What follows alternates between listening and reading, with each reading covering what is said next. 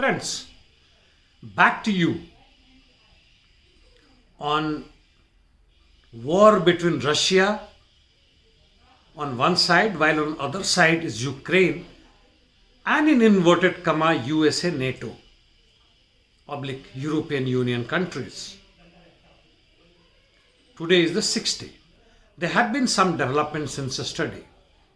There have been few talks. First round of talk is over between Russian and Ukrainian delegates. What is the outcome? Not known, but then the Russian campaign has not stopped. In between they did slow down, which was used by CNN and other imperialist media to say that Ukrainian military has succeeded in halting Russian military progress. Well, that is one development since yesterday. The other developments are, as news goes, that the Russian military is nearing Kyiv. That was yesterday also, but then there have been news that there are 64-kilometer long convoy of Russian military heading towards Kyiv. As far as Kharkiv is concerned, there are some fights internally, but by and large Kharkiv is taken over. And before that, Donbass, here and there again, there are resistance from the Ukrainian military, but the military of Lugansk and Donetsk, with the help of Russian military, is doing the needed. So it seems that present aim is Kyiv. Whether they will move further west after taking over Kyiv is not known. Whether they will move in western Ukraine, Lviv or not, it is yet to be seen. Whether the war will come to an end is not known.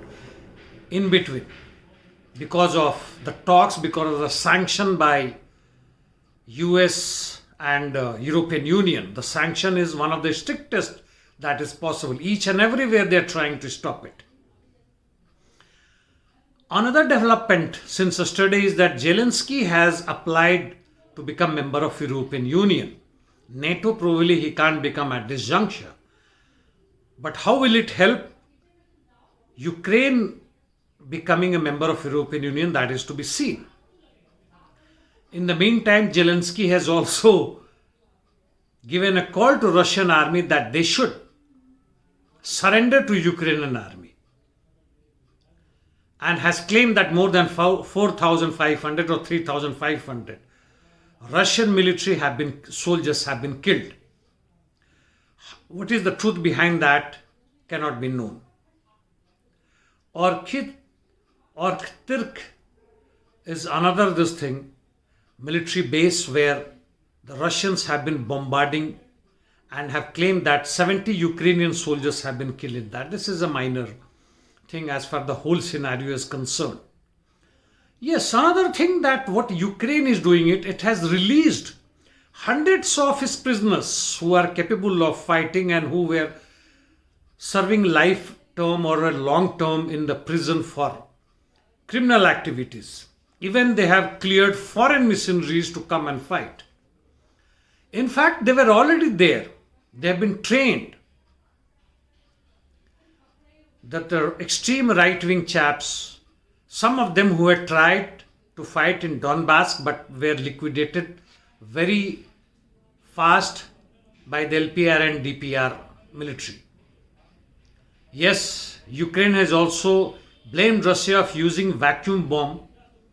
I won't be surprised that they blame them for using banned chemical weapons, mass destruction weapons.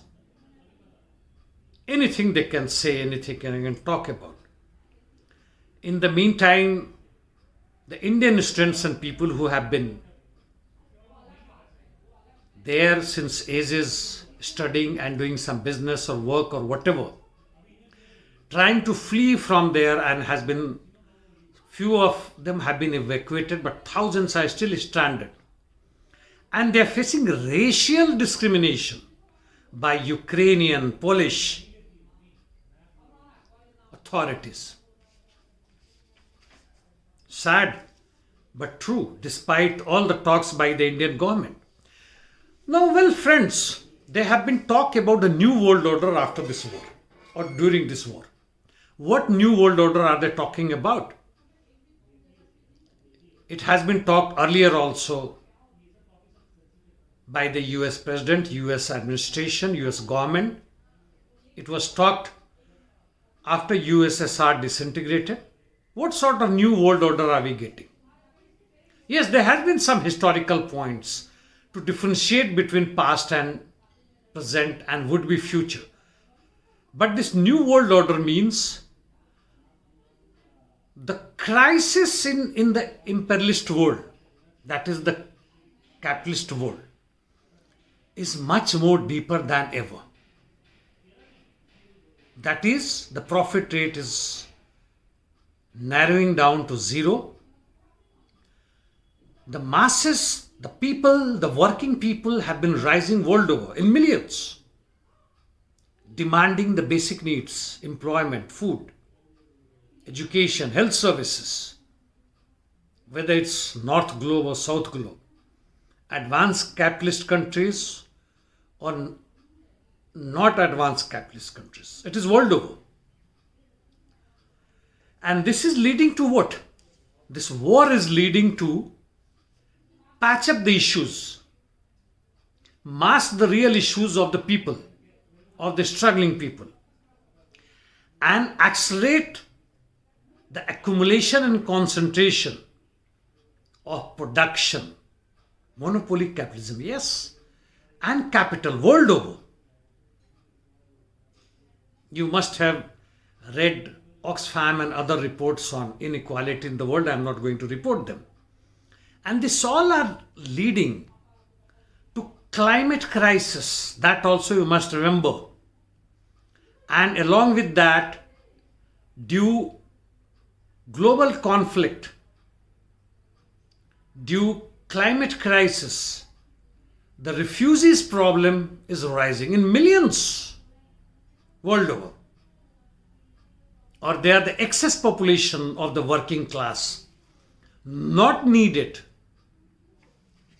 by this capitalist imperialist class, because they cannot be used in production, and hence they are not needed as far as they are concerned. The so-called re-emerging bipolar world has many mini poles in the world. European Union subdued presently badly. Russia, of course, is part of the bipolar, and other side is the USA, NATO, China, and other small mini economic political blocs. Like BRICS was supposed to be merging, but due to treachery by the government of India and Brazil, that is almost over. But anyway, they are there. Bipolar world does not mean that there is nothing else existing. There is no other competition among them. There is a deep, deep competition at every level. So that is the new world order for you. As far as we are concerned, we the people of the world, the working people of the world, who actually are supposed to be the owners of this, the wealth that we have created, the natural wealth that exists in the world, but have no control over that. We have turned into paupers and beggars, wage slaves. Think, friends. Thank you.